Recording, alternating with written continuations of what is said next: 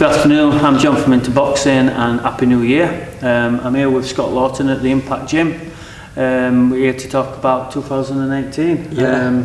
What's up first, Scott? I think we're going to be quite busy, to be honest, John. I mean, we've got first up on the 2nd of February. We've got Chris Nixon fighting in Sheffield. On the same bill, I've also got the lad Paul Lovell. He's also boxing on the same show. So we've got two lads on that show. Obviously, they're both away boxers, so they're all up against it right from where we go anyway. But these guys want to earn cash as well, and they're quite willing to get stuck in and have a good go. So they're out on the 2nd. Then we've got Luke Jones on the 10th in Midlands Super Series. Yeah, I've seen the poster for that. That's a Midlands Boxing Super Series. 8 boxers, 3 nights, 1 title. Who will be the last man standing? I honestly think we've got a great chance of winning it. Really? Yeah. I mean, obviously it's not all going to be over one night, because the first round's over 6-round contests. If they win the 6-round contest, they go through to the semi-finals, which is going to be an 8-round contest, and then the winners of that are going to fight for the Midlands area title over 10 rounds. To be honest, I think it's a good way of getting young kids boxing other good young kids. They aren't being spoon-fed like dummies for just follow it down. They're actually fighting people who want to win them. So you could fight every day, basically? No. You can have the rules. You have to have 3 clear days to be able to fight again. But this will be like every 8 weeks. I get you. So 3 nights. So basic, yeah. Right. I get you. Okay. On the first show, they'll have obviously a few other fights on as well. But before the contest will be for that. Yeah. And then they'll probably put another 2 fights on with it. And then on the next one, there'll be 2 contests, and they'll obviously fill the show with other lads. And then the final will be the final, and they'll fill it with the other lads. So what do you know about Luke Jones? I haven't actually seen him box yet. I don't think he's been on one of shows I've been to. Luke Jones he's come from a kickboxing background. To be honest, he's a very, very good fighter. He's got a very good engine. He's got all the moves. Boxes, can fight a little bit. Loads of energy.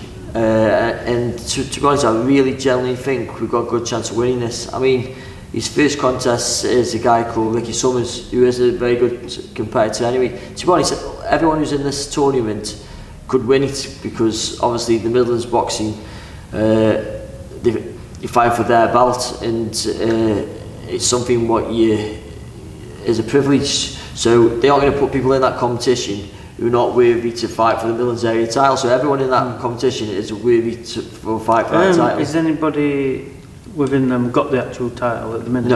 No. So is it vacant? The title's vacant. So what they've done, they've got a group of young lads from the Midlands, all got like winning records, and picks them in with each other. And obviously, I think it's a great idea. That's exciting, because what it does is you've got enough time now to get to know them, and it's not going to be a one-sided away fighter type event.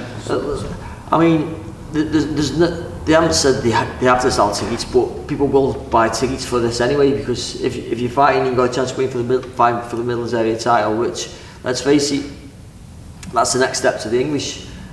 The next step from the English is the British. So there's a pathway for you there to get big title fights, and I think it's a great idea. Did you have to put him forward, or was you kind of approached? We boxed on a couple of Errol shows before, because Luke lives as close to Errol as he does to us in Stoke. So for his fans to come to Stoke, it's just the same as for them go to. Yeah. So for a change, we put him on Errol's show for a little bit, and obviously when Errol had the idea of doing this, because he boxed and he's seen him perform on his show, and to be honest, he boxed and he looked very good on it, and I just got the call off him and said, do you want to put him on? That's exciting stuff. So what are we on next April? Yeah, April. That'll be our home show, first one of the year.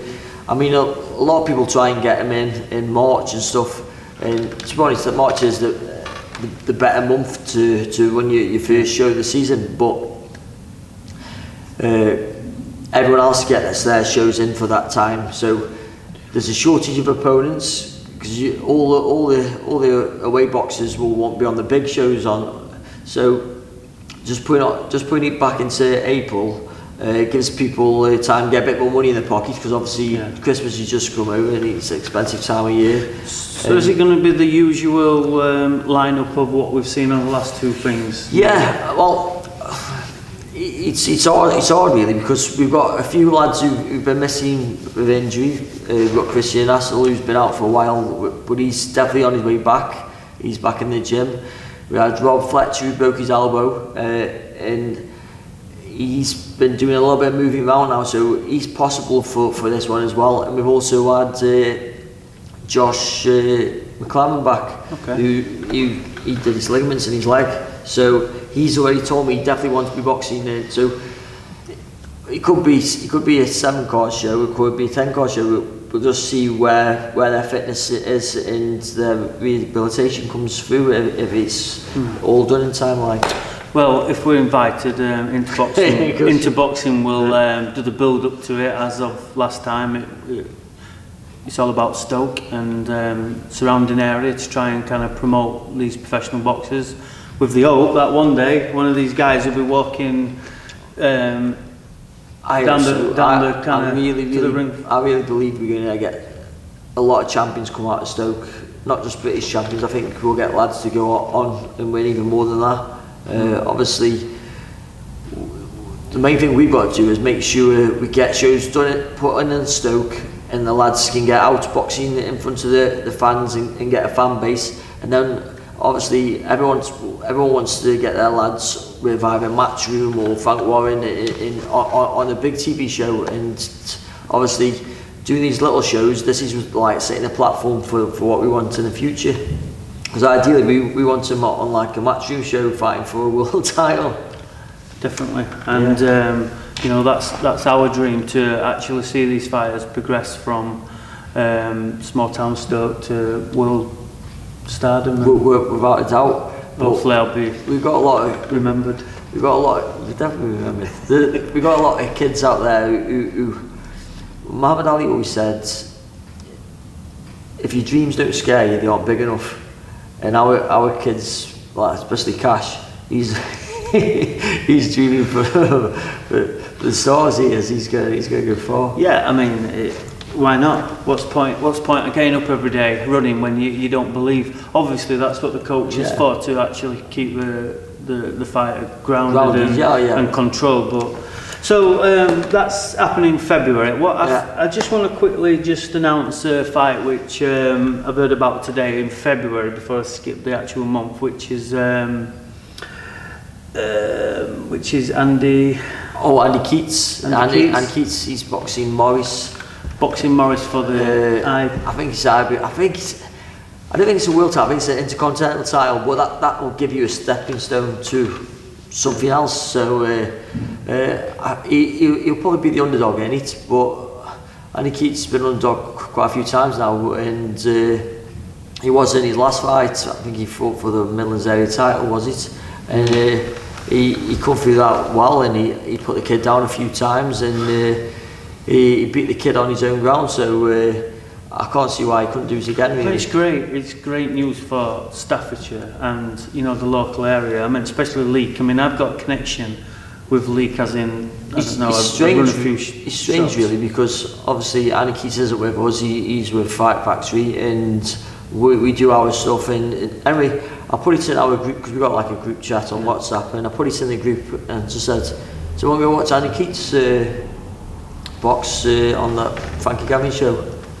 And I think there's about 5 or 6 of us going now. I'm sure as it gets a bit closer that would increase, because if you love boxing, then you want to see local people and cheer them on. That's what it's all about. I've known Andy for quite a long time, and obviously I know about his boxing ability, and he's always been a decent kid, very strong, and he's an honest trainer. And to be honest, you want kids like that go on and win wins good belts and good titles and earn lots of money, because he's put the time in. I mean, he travels from Leek to Stoke all the time, travelling, so he deserves a bit of cutting out of it as well now. No, yeah, I've spoke to him today on Facebook chat, and he's currently in Birmingham as we speak, sparring against Gavin. Frankie Gavin. So I mean, that must be a really good experience for him. Well, they're both on the same show, so they'll be helping each other out. Yeah. And but is there a weight difference in them two? I think they're the same now. Are they? I think so. I think it's, if there isn't much in it. Obviously, it depends how much Frankie has to drop his weight, but I'm guessing they'll be about the same, yeah. Well, if you're watching this, Andy, we obviously wish you the best of luck, and I'm sure I'll bump into you for a one-to-one chat. Moving on then to some of the other shows what's coming up. So we just spoke about April. We've got a busy year really. We've got April, and then we've got June. But before the September one, we're actually going to try and put a show on in Uttoxeter. I think it'll be the first show in Uttoxeter ever, I think, and it possibly going to be outdoor. Yeah, so that's why we're going to do. Would you have it outdoor, like the race course or something? I think we were looking at the race course. Yeah. We've had a few meetings with them, and a few people around the area who are willing to help us to try and make it work. But if someone wants it enough, and enough people want it enough, we will get it. We'll get it over the line and get it done. But I'm pretty sure it sounds pretty good, and I'm guessing this is aimed at Josh. It's aimed at Josh. Josh is making this happen. And I think Josh won't leave me alone. Every time I give him a date, he goes, "When's the Uttoxeter show?" I'm not going to venue yet. Yeah. Well, to be fair, he's undefeated, and you know his fans have had to travel. Well, so I think it's only right that we kind of support him in his own town. That's what I'm guessing. His aim in boxing was just to be the first pro boxer from Uttoxeter. Yeah. Then now he wants to be the first pro boxer from Uttoxeter to fight in Uttoxeter. Yeah. And then he'll go on. You can't blame him though, can you? No, I mean, just talking about boxers talking. Yeah. You know, there's got to be a fine kind of line, and you know, some of these young boxers, especially with social media, sometimes cross that line. I mean, there were incidents which I'm not going to publicise, but there were incidents pretty recently where a set boxer's kind of stepped over the line and has been removed from a professional kind of bout. You know, I don't want to go on about it, but what I'm saying is, what my opinion is that you've got to walk into the gym and go, I'm going to be the best. Yeah. How far do you take it to get known? You know, there's when you think of the Nazim and the Cal Brook, both excellent fighters. I know the person you're on about and stuff. I don't get it though. No, it don't make sense. I don't get it, because the person he was talking about isn't even from the area. Of course, yeah. Whatever. So I don't get what was going on with that. But obviously, you've got to publicise yourself in boxing, because no one else will do it for you. But how far do you? How confident and how far do you take it? Like for example, young Cash. You know, he mentioned that his aim is to fight, you know, the likes of Andy Keane. When that were mentioned, when we were speaking to him, people took that out of perspective, saying, "Oh, that's, you know, he's disrespectful." I mean, his aim is to fight him. That's not disrespectful. That's not disrespectful. Lads, you have to go, man. Yeah, no, there's no one in. Thanks for that. This is what No, it's alright. Look, this is a live gym, guys, so you know we're not going to apologise for people coming in and out. So yeah, so I mean, fair enough. I think my mate Don kind of, you know, maybe kind of played a little game there and emphasised it, and then it got a bit out of control. But for me, for Andy Keats, that's a compliment. If someone's asking to box me, that means you're doing well.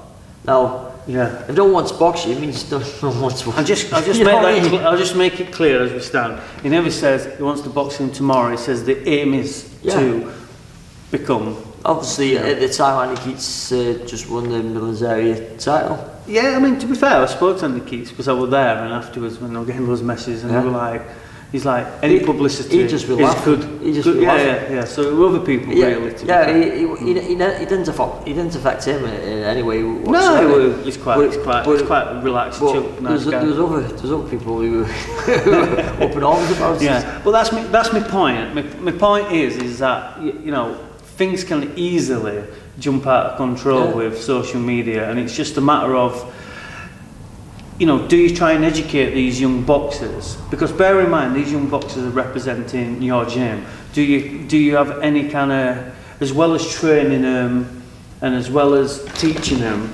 is it worth maybe kind of saying, look, you know, guys, you need to represent yourself in this way? Listen, in pro boxing, like, if you don't sell tickets, you don't earn money, or you aren't valuable to the promoter. So you've got to be able to sell tickets. And obviously, you don't want to be too bad that no promoters won't put you on because people don't want to see it. But you definitely got to get your tickets sold. And so you do have to press. You have to do your own like self-press sort of thing on your Facebook and stuff, which I think Cash is doing like great at. Probably works the hardest on that side of stuff out of everyone else in the gym. Sometimes they go a bit too far on these, not Cash, but fighters when they're pushing each other and shove. Listen, it's boxing. You don't be hurting each other unless you buy the ring game pay for it. Yeah, I think it's something that, you know, I'm watching and trying to learn, and you know, since I've been onto social media, you know, some of the stuff I actually see, I just think, you know, stop it. I mean, the recent one coming up is Chamberlain against. What's he called now? The great big chap. Yeah. I met him on Chris Dixon's last fight. Yeah, Lawrence. Yeah. And to be honest, he was quite rude. No.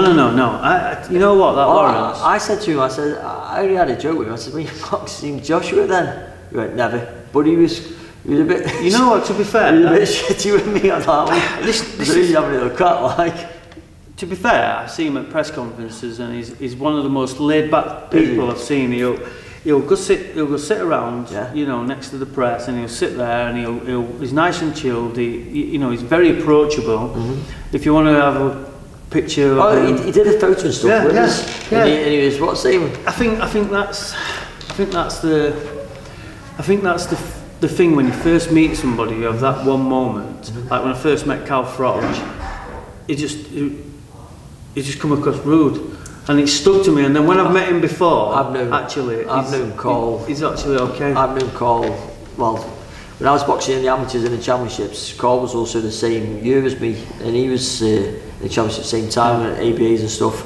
And Cole's never altered ever. He's always been a nice guy all the time. Yeah. No. To be fair, I've seen him in interviews, and they're just busy. You know, sometimes they're busy and preoccupied. Yeah. But that fight, how do you find that fight's going to go? Which one? The Lawrence and Chamberlain.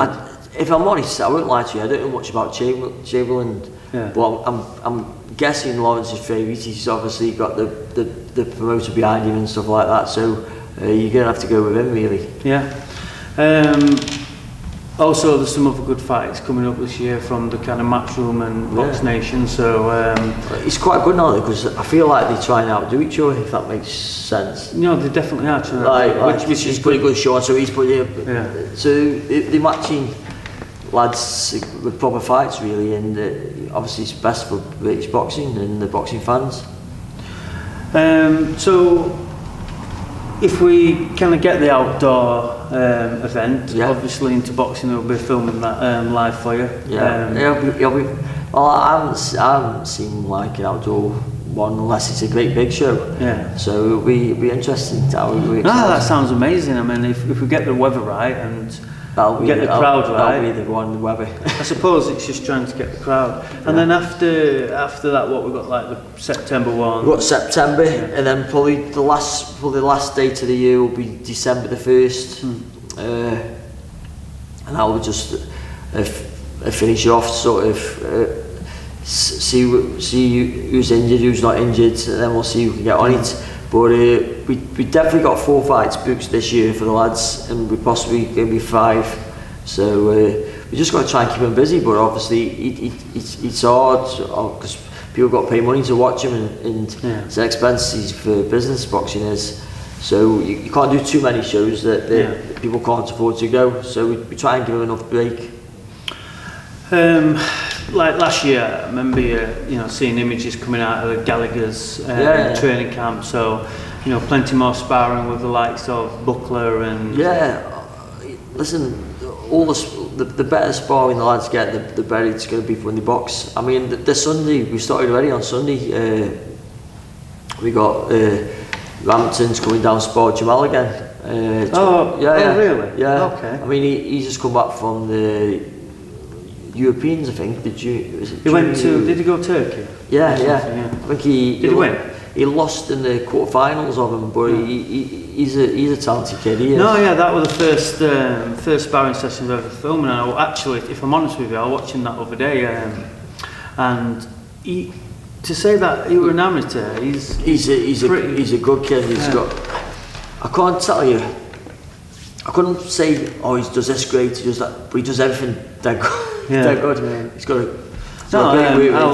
if you allow me, I won't mind coming and having a look at that. Carl's coming down as well, bringing some sparring. What's he called? Sam Bowen. Sam Bowen. He said in about 2 or 3 weeks, and that was about a week ago. So, and I think he'll probably spar with 2 or 3 different sparring partners because he is a really good kid and he wears people down. I've met Sam at the Eubank fight. I was sat next to him, and his dad was telling me this guy's the next big thing. And to be fair, he even signed me. No one's seen one boxing, so he's well. I won't into boxing at that particular time. So I actually got him signed with flag because he was a professional boxer, but. It'd be very interesting to actually see how he actually boxes. Hopefully you'll be sparring either Cash, Liam, Luke Jones. Yeah. So I can do all 3 of them, but it might be just 2 of them. So we'll see. Yeah. So obviously then we want to start going out as well because we also want to travel, go up see Dave Caldwell because he's got a lot of good kids in his gym as well. Yeah, I contacted Dave on Twitter, and I can't remember the guy who I told you from Norwich or Cambridge, one of his boxers. I saw him. He looks a really good kid. Yeah, I think Dave. I think you mentioned Cash and Luke. He's got a couple of lads like Fowler's about, I think. Is he about the same weight as Jamal or something like that? I don't know what weight Fowler is, but he's a good. He's a very good prospect. I reckon we've got a few lads around the same sort of weight, so hopefully we can go up there and take a few up there. Yeah, definitely. Definitely. Up to Rotherham. Yeah. I'm guessing. So, if you're not a professional boxer, but yet you still want to come and hit a few bags, this gym's open to all levels, I'm guessing. All levels. Don't matter whether you can box or can't box or how old you are, just come down and we'll get you fit. There must be a minimum age. 10. Right, okay. Amateur boxing starts at 10. Yeah. But we do a non-contact boxing class. Actually, today, 5:30 is free as well. It's paid for by the council. Yeah. That's R5 today, so bring your kids that one. That's from any age, that is. And if boxing is not your thing, downstairs you've got a range of weights and gorilla training.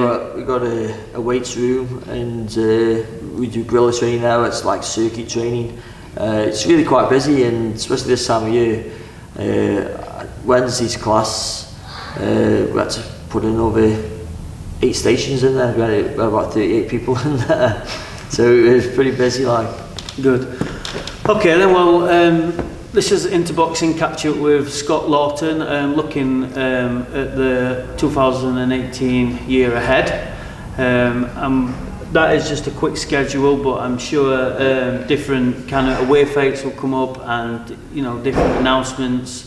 There's a few kind of stuff's always happening. I mean, we've got something big coming up for Ben Allen's, but you can't be put out there yet. But I think it's March time.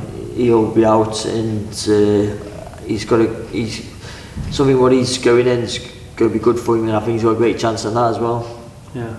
What is it? I don't know if I can say it, so I better not.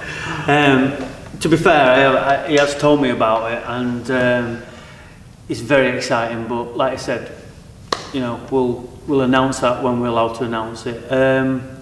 So thank you for watching, and let's see what we can do out of Stoke this year, and see if we can get one of these boxes on one of these big cards. We want to have a big card, don't we? Thanks for watching. Thank you.